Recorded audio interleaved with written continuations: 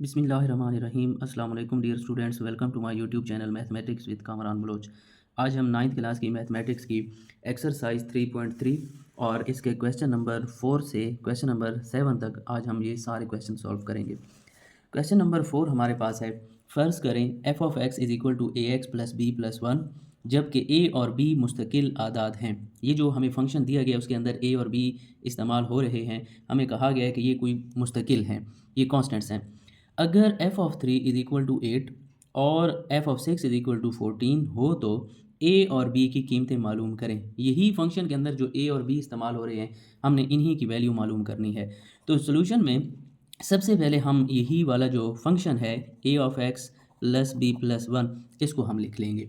उसके बाद हमें यहाँ पर दो शर्त दी गई हैं। एक शर्त हमें ये दी गई है कि अगर एफ ऑफ 3 बराबर हो 8, और दूसरी हमें यह शर्त ये दी गई है। तो हम पहली शर्त के मुताबिक यहाँ पर लिख लेंगे। पहली शर्त के मुताबिक पहली शर्त ये है, हमें कहा गया है कि अगर एफ ऑफ 3 जो है वो बराबर हो 8 के, तो फिर आप ए और बी को जो है वो मालूम करके दें। अगर एफ ऑफ 3 जो है वो बराबर है 8, इसका क्या मतलब है कि वैसे हमारे पास जो फंक्शन है वो है एफ ऑफ एक्स। तो आप यहाँ पर देखें, एक्स वाली जगह पर 3 आया हुआ है। इसका मतलब ये है कि हमारे पास एक्स की वैल्यू 3 है। इस फंक्शन के अंदर जहाँ पर भी एक्स होगा वहाँ पर हम 3 पुट करेंगे। तो यहाँ पर इसी फंक्शन के अंदर अब हम लिखेंगे एफ ऑफ 3, क्योंकि यहाँ से हमें पता चला कि एफ की वैल्यू एक्स की वैल्यू 3 है, तो इसलिए हमने इस एक्स की जगह पर भी 3 लिख लिया। आगे देखें, यहाँ पर ए उसी तरह रहेगा, साथ में एक्स है, तो उस एक्स की जगह पर हम 3 लिखेंगे। फिर आगे जमा बी भी उसी तरह और एक भी उसी तरह। इसको आप देखें, एफ ऑफ 3 हमें किसके बराबर दिया गया था? 8 के बराबर दिया गया था। तो इसलिए ये एफ ऑफ 3 जो है इसकी जगह पर मैं 8 लिख लूँगा, क्योंकि ये 8 के बराबर है। अभी ए को आप 3 के साथ ज़रब करवाएं तो ये 3a जमा बी और जमा 1 होगा। ये 3a जमा बी इधर ही पड़ा रहे। ये जमा का 1 है, इसको हम बराबर की इस साइड पर ले आएंगे। क्यों ले आएंगे? ताकि ए और बी वाली जो रकमें हैं वो अलग हो जाएं। जमा 1 जब इधर आएगा तो -1 हो जाएगा। 8 में से 1 माइनस करें तो हमारे पास 7 बचेगा और 3a जमा बी उसी तरह ही रहेगा। या इसको हम उल्टा कर भी लिख सकते हैं। ये वाली जो साइड है हम इधर भी लिख सकते हैं, 3a जमा बी और बराबर है 7। इसको हम मुसावात नंबर 1 का नाम दे देंगे। ये हमारे पास मुसावात 1 है। अब ये पहली शर्त के मुताबिक हमने हल कर लिया। दूसरी शर्त भी हमें दी गई थी, एफ ऑफ 6 जो है वो 14 के बराबर है। तो नीचे हम यहाँ पर भी लिख सकते हैं, अगर आप चाहें तो यहाँ पर भी लिख सकते हैं। मैं आपकी आसानी के लिए यहीं पर इसके सामने लिखूँगा ताकि आपको अच्छी तरह से समझ आ जाए। दोनों शराइत आमने सामने लिख लेता हूँ। तो यहाँ पर हमने लिखा था पहली शर्त के मुताबिक, और यहाँ पर अब हम लिखेंगे दूसरी शर्त के मुताबिक। और दूसरी शर्त में हमें कहा गया है कि एफ ऑफ 6 जो है वो बराबर है 14 के। तो अब यहाँ से हमें ये पता चला कि x की वैल्यू अब हमने 6 रखनी है। जैसा कि यहाँ से हमें पता चला था कि x की वैल्यू 3 है, तो इस फंक्शन के अंदर जहाँ जहाँ पर भी x था वहाँ पर हमने 3 लिख लिया था। अब दूसरी शर्त में हमें कहा गया है कि x की जगह पर 6 आया हुआ है, तो जहाँ जहाँ पर x होगा वहाँ पर हम 6 पुट कर देंगे उसी फंक्शन के अंदर। अब वही फंक्शन है, अब x की जगह पर हम 3 नहीं पुट करेंगे बल्कि 6 पुट करेंगे, क्योंकि दूसरी शर्त में हमें 6 दिया गया है। आगे है a इंटू एक्स की जगह पर हम फिर 6 लिख देंगे, फिर b उसी तरह और एक भी उसी तरह। f ऑफ 6 देखें, ये हमें दिया गया दूसरी शर्त में कि ये 14 के बराबर है, तो इस f ऑफ 6 की जगह पर यहाँ पर मैं 14 लिख लूँगा। 6 को a के साथ ज़रब करवाएंगे तो ये 6a हो जाएगा, जमा b और जमा 1 उसी तरह। अब हम ऐसा करते हैं, a और b वाली रकमों को अकेला कर लेते हैं। जमा 1 जो है बराबर की इस साइड पर आएगा तो -1 हो जाएगा। 14 में से 1 गया तो 13 बचा, 6a जमा b। या इसको हम उल्टा कर भी लिख सकते हैं। वो किस तरह के? a और b वाली जो साइड है वो हम इधर भी लिख सकते हैं, और 13 को हम बराबर की दूसरी साइड पर भी लिख सकते हैं। ये हमारे पास दो मुसावातें आ गई हैं। ये कैसे आई हैं? यहाँ से हमें दो शराइत दी गई थी, एफ ऑफ 3 इक्वल टू 8 और एफ ऑफ 6 इक्वल टू 14। पहले हमने एफ ऑफ 3 को पुट किया, फिर हमने एफ ऑफ 6 के साथ, ये आमने सामने मैंने इसलिए लिखा ताकि आपको ये दोनों शराइत जो हैं बिल्कुल एक दूसरे के सामने अच्छी तरह से समझ आ जाए, वरना आप यहाँ पर नीचे भी दूसरी शर्त को सॉल्व कर सकते हैं। जब हमारे पास दो मुसावातें आ जाएं तो फिर हम कीमत जो है वो आसानी से मालूम कर सकते हैं अगर हम उनको जमा या माइनस कर लें। तो यहाँ पर देखें, b जो है इनके अददी सर बराबर हैं b के, और हम इसको कैंसिल करवाना चाहते हैं तो हमें फिर 1 और 2 को माइनस करवाना पड़ेगा, क्योंकि अलामतें एक जैसी हैं। इनको हम कैंसिल करवाना चाहते हैं तो फिर माइनस करेंगे तब कैंसिल होगा। तो माइनस कैसे करेंगे? 3a जमा b बराबर है 7 ऊपर लिखेंगे, और 6a जमा b बराबर है 13, इसको हम नीचे लिखेंगे। और जब माइनस करते हैं तो ये जो नीचे वाली रकम होती है इसकी अलामतें चेंज हो जाती हैं। अब देखिए इसकी अलामत नहीं है तो जमा है, ये नफ़ी की हो जाएगी, और इसकी अलामत जमा है, ये भी नफ़ी हो जाएगी। इसकी अलामत नहीं है तो जमा है, और ये भी चेंज होकर माइनस हो जाएगी, क्योंकि जब दो मुसवातों को माइनस किया जाता है तो नीचे वाली जो रकम होती है उसकी अलामतें चेंज हो जाती हैं। ये हमने नफ़ी क्यों करवाया? ताकि ये जमा भी हो और ये माइनस भी, ये आपस में कैंसिल हो जाए। ये बी और जमा भी और माइनस भी आपस में कैंसिल, इन दोनों की अलामतें चेंज है, क्योंकि ये जमा का 3 है, ये माइनस का 6 है। अब जो अलामत चेंज हुई है अब उसी को काउंट करना है। -6 में से 3 निकालें तो ये माइनस का 3a बचेगा, और यहाँ पर फिर दो अलामतें चेंज है, ये -13 है, ये जमा का 7 है। दो अलामतें मुख्तलिफ हैं तो 13 में से 7 गए तो 6 बचे, लेकिन अलामत जो है वो 7 में बड़े हिस्से वाली आएगी। अब ये माइनस जो है इस माइनस के साथ कैंसिल, हमें सिर्फ a की कीमत चाहिए, तो a उधर पड़ा रहे, 6 अपनी जगह पर है, 3 उधर ज़रब हो रहा था, इधर आकर तकसीम हो जाएगा, और 3 वाला टेबल इस 6 के ऊपर 2 दफ़ा जाता है, तो हमारे पास a की कीमत आ जाएगी 2। जब हमारे पास a की कीमत आ गई, इस कीमत को हम अगर इन दोनों में से किसी भी मुसवात के अंदर पुट करें तो हमारे पास b की कीमत भी आ जाएगी। तो हम यहाँ पर 1 के अंदर ये वाली कीमत पुट करने जा रहे हैं, a की कीमत 1 वाली हमारे पास मुसवात है 3a जमा b बराबर है 7। तो यहाँ पर a की कीमत हम पुट कर देंगे, a की कीमत 2 आई है तो a वाली जगह पर हम 2 लिखेंगे, जमा b बराबर है 7। उसी तरह 3 2 हो जाएगा 6 जमा b बराबर है 7। b की वैल्यू चाहिए, b इधर पड़ा रहे, 7 अपनी जगह पर है, जमा 6 इधर आएगा तो -6 होगा, और 7 में से 6 को माइनस करें तो हमारे पास b की वैल्यू आ जाएगी 1। और यही a और b की वैल्यूज़ हमने कीमतें मालूम करनी थी, जो हमें सवाल में कहा गया था a और b की कीमतें मालूम करें, तो ये हमने a और b की कीमतें मालूम कर ली हैं। क्वेश्चन नंबर 5 की तरफ चलते हैं। फ़र्ज़ करें g of x is equal to a x plus B plus 5, जबकि a और b मुस्तकिल आदाद हैं। ये जो a और b हैं ये कॉन्स्टेंट्स हैं, और हमें फिर कहा गया है पिछले क्वेश्चन की तरह, अगर g of -1 is equal to 0 और g of 2 is equal to 10 हो तो a और b की कीमतें मालूम करें। ये वाला क्वेश्चन भी सेम टू सेम पिछले क्वेश्चन की तरह ही है, सिर्फ फ़र्क ये है वहाँ पर हमें फंक्शन का नाम f ऑफ x दिया गया था, यहाँ पर g ऑफ x है। वहाँ पर भी हमें 2 शराइत दी गई थी, यहाँ पर भी 2 शराइत हैं। तो चलें इस सवाल को स्टार्ट करते हैं। सबसे पहले हम फंक्शन लिखेंगे g of x is equal to a x plus B plus 5, और यहाँ पर लिखेंगे पहली शर्त के मुताबिक। पहली शर्त हमें दी गई है g ऑफ -1 बराबर है 0। g ऑफ -1 बराबर है 0 का क्या मतलब है? हमें यहाँ से ये पता चलता है, असल में g ऑफ x है जो फंक्शन है, यहाँ पर g ऑफ -1 दिया गया है, इसका मतलब ये है कि x की वैल्यू हमें -1 दी गई है। तो जहाँ जहाँ पर हमें इस फंक्शन में x नज़र आएगा वहाँ पर हम -1 पुट करेंगे। तो चलें इस फंक्शन के अंदर अब हम -1 पुट करेंगे, x की जगह पर -1 और बराबर की इस साइड पर a उसी तरह, और x की जगह पर फिर हम -1 लिखेंगे, जमा b और 5 उसी तरह लिख देंगे। अब देखिए g ऑफ -1, ये हमें पहली शर्त में दिया गया है कि g ऑफ -1 जो है ये 0 के बराबर है, तो इस g ऑफ -1 की जगह पर मैं 0 लिख लूँगा। और a को -1 के साथ ज़रब करें तो माइनस उसी तरह ही रहेगा, a को 1 के साथ ज़रब करेंगे दोबारा a ही रहेगा, जमा b और जमा का 5। हम चाहते हैं कि a और b की वैल्यूज़ जो हैं ये अकेली हो जाए, और जो कांस्टेंट हिस्सा है जो मुस्तकिल अदद है उसको हम बराबर की दूसरी साइड पर ले जाएं। तो ये जमा 5 है, जब बराबर की इस साइड पर आएगा तो -5 हो जाएगा। या इस इक्वेशन को हम उल्टा कर भी लिख सकते हैं कि ये a और b वाली साइड हम इधर लिख सकते हैं, और ये जो -5 है इसको हम उस साइड पर लिख सकते हैं, और ये हमारे पास मुसवात नंबर 1 आ जाएगी। अब दूसरी शर्त भी हमें दी गई थी, तो दूसरी शर्त जो है वो हम यहीं पर इसी के सामने हल कर लेते हैं ताकि आपको अच्छी तरह से समझ आ जाए। और यहाँ पर अब हम लिखेंगे दूसरी शर्त के मुताबिक, और दूसरी शर्त कौन सी है? हमें कहा गया है g of 2 is equal to 10, तो यहाँ पर हम लिखेंगे g of 2 is equal to 10। तो हमें यहाँ से ये पता चलता है कि अब दूसरी शर्त में हमें x की कीमत 2 दी गई है, तो इस दिए गए फंक्शन में जहाँ जहाँ पर x होगा वहाँ पर हम 2 लिखते जाएंगे। यहाँ पर x है तो हमने 2 लिख दिया, आगे बराबर लगाकर a उसी तरह x की जगह पर अब 2 लिखेंगे, और जमा b जमा 5। देखें यहाँ पर मैं आमने सामने क्यों लिख रहा हूँ, ताकि आपको फ़र्क वाज़े पता चल जाए। यहाँ पर पहली शर्त में -1 था, तो जहाँ जहाँ पर x था वहाँ पर हमने -1 पुट किया। अब g ऑफ 2 है, तो जहाँ जहाँ पर हमारे पास x आता जाएगा वहाँ पर हम 2 लिखते जाएंगे।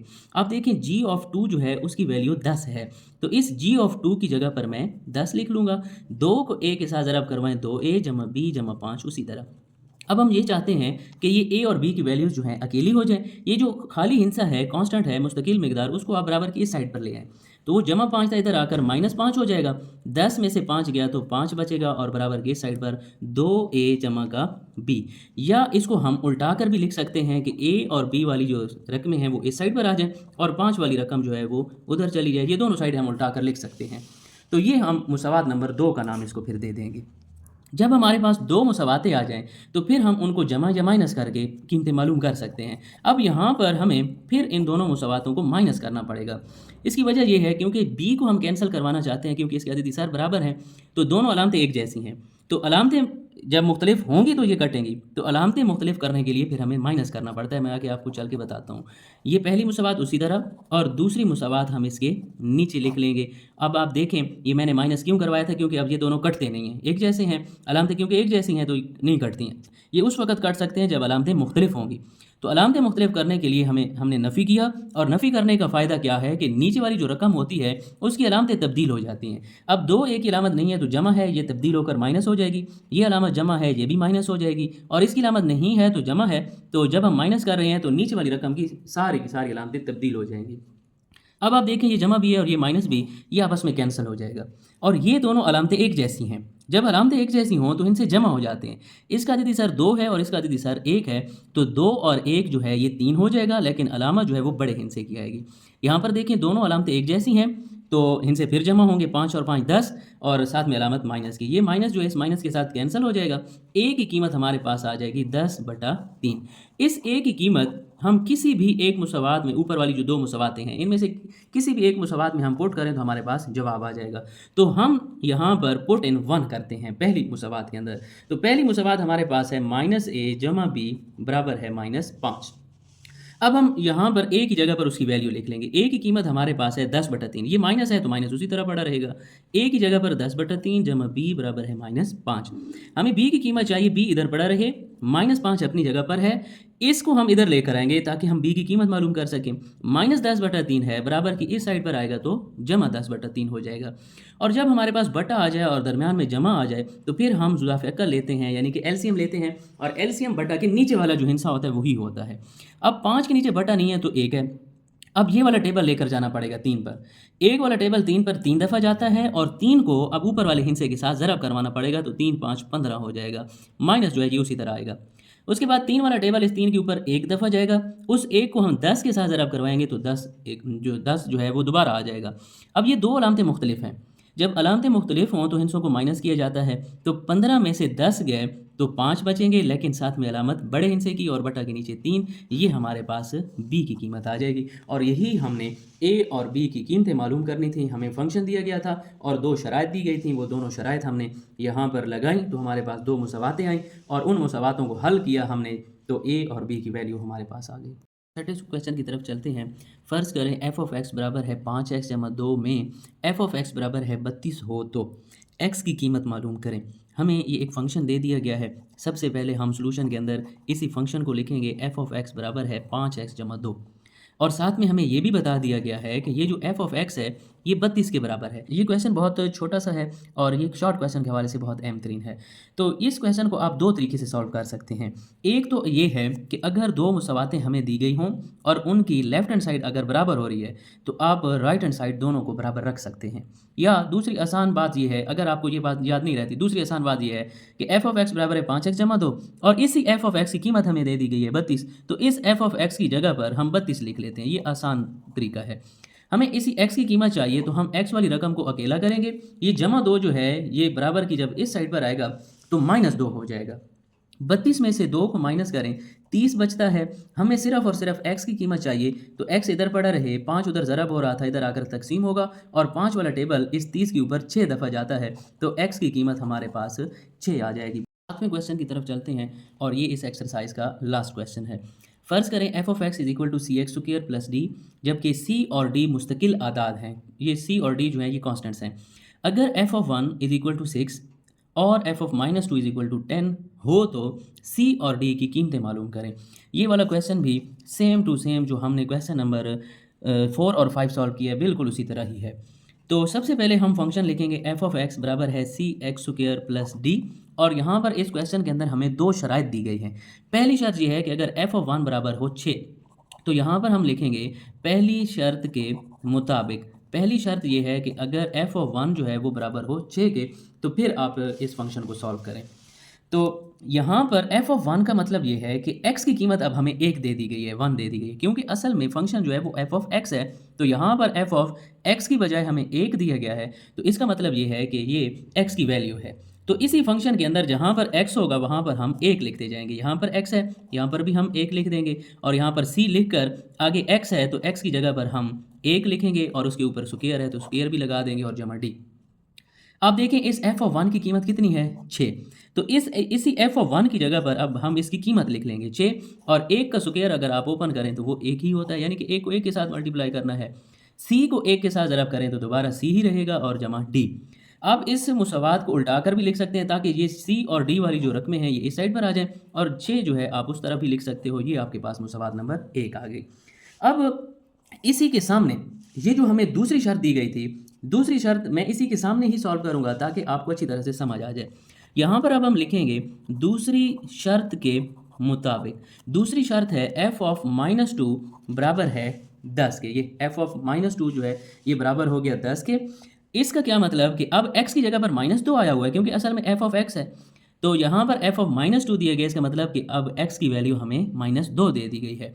जहाँ जहाँ पर अब x होगा वहाँ वहाँ पर हम -2 पुट करते जाएंगे। यहाँ पर हमने -2 लिख दिया, आगे c उसी तरह x की जगह पर -2 और इसका स्क्वायर और जमा d। f ऑफ -2 जो है ये 10 के बराबर है, इसलिए मैं इस f ऑफ -2 की जगह पर 10 लिख लूँगा। और यहाँ पर स्क्वायर है तो स्क्वायर के अंदर ये माइनस ख़त्म हो जाती है, और 2 के स्क्वायर का मतलब है 2 को 2 के साथ ज़रब करना है, तो 2 2 4 हो जाएगा। इसी तरह ये 10 बराबर हो जाएगा 4 को c के साथ मल्टीप्लाई करें तो 4c और जमा d। इसको हम उल्टा कर भी लिख सकते हैं ताकि ये 4c जमा d जो है इधर आ जाए, और 10 को हम दूसरी साइड पर लिख लें, और ये हमारे पास दूसरी मुसावात आ जाएगी। जब हमारे पास दो मुसावातें आ जाएं तो फिर हम उनको जमा या माइनस करें तो हमारे पास कीमतें आ जाती हैं। तो यहाँ पर हम लिखेंगे 1 - 2, यानी कि मुसावात 1 में से मुसावात 2 को हम माइनस करेंगे। मुसावात 1 है c जमा d बराबर है 6, और दूसरी मुसावात है 4c जमा d बराबर है 10। हमने माइनस क्यों किया? इसलिए किया ताकि इनकी जो अलामतें हैं ये मुख्तलिफ हो जाएं और आपस में कैंसिल हो जाएं। तो जब हम माइनस करते हैं तो जो नीचे वाली रकम होती है उनकी अलामतें तब्दील हो जाती हैं। ये जमा डी और ये माइनस डी ये आपस में कैंसिल हो जाएगा। ये माइनस का 4 है और इसका अदद इसार नहीं है तो ये 1 है। -4 में से 1 गया तो ये माइनस का 3c बचेगा, और बराबर की इस साइड पर -10 में से 6 को माइनस करें तो ये -4 आता है। तो ये माइनस जो इस माइनस के साथ कैंसिल हो जाएगा। c की कीमत यहाँ से हमारे पास आ जाएगी, 3 उधर ज़रब हो रहा था, यहाँ पर आकर तकसीम हो जाएगा। c की कीमत आएगी 4/3। अब इसी c की कीमत हम पहली मुसावात में अगर पुट कर दें, ये जो हमारे पास दो मुसावातें थी, पहली मुसावात में अगर हम पुट कर दें तो हमारे पास d की वैल्यू भी आ जाएगी। तो c जमा d बराबर है 6, ये हमारे पास पहली मुसावात है, और c की कीमत हमारे पास 4/3 है, तो इस c की जगह पर 4/3 लिख लेंगे। d को इधर रहने दें, 6 अपनी जगह पर है, जमा 4/3 इधर आएगा तो -4/3, और जब बटा आ जाए और दरम्यान में जमा या माइनस हो तो बटा की नीचे वाली रकम हमारा ज़ाफ़िकल होती है। 6 के नीचे अगर बटा के नीचे कुछ नहीं है तो 1 होगा। अब 1 वाला टेबल इस ज़ाफ़िकल पर लेकर जाना है, ये 3 दफ़ा जाएगा, तो 3 को अब इस ऊपर वाले हिस्से के साथ ज़रब करवाना है, 3 6 18 हो जाएगा। अब ये वाला टेबल लेकर जाएंगे, 3 वाला टेबल 3 के ऊपर 1 दफ़ा जाता है, 1 को 4 के साथ मल्टीप्लाई करवाएंगे तो दोबारा 4 ही रहेगा। अब 18 में से 4 को माइनस करें तो ये हमारे पास d की कीमत आ जाएगी 14/3, और यही हमने c और d की कीमतें मालूम करनी थी। यही हमें ऊपर कहा गया था c और d की कीमतें मालूम करें। फंक्शन हमें दिया गया था और दो शराइत भी दी गई थी, दोनों शराइत को हमने पुट किया तो हमारे पास दो मुसावातें आई। फिर उन्हीं दोनों मुसावातों को हमने माइनस किया तो c की वैल्यू आई, और c की वैल्यू हमने मुसावात नंबर 1 में दर्ज की तो हमारे पास d की कीमत भी आ गई।